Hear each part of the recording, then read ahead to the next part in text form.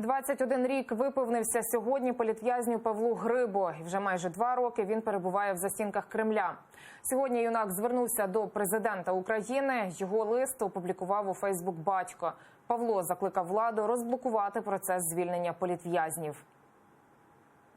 Щоб не забували наших бранців Кремля, щоб кожен на своєму місці робив максимально те, що може зробити, що ця тема, що, на жаль, будь-який громадянин України може попасти за грати в Російській Федерації, незалежно від його політичної діяльності. Це може бути і студентом, може бути і безробітним, може бути і директором підприємства, хто завгодно може бути затриманий, заарештований. Павла Гриба у серпні 2017-го в Білорусі викрали російські спецслужби і перевезли до Ростова-на-Дону.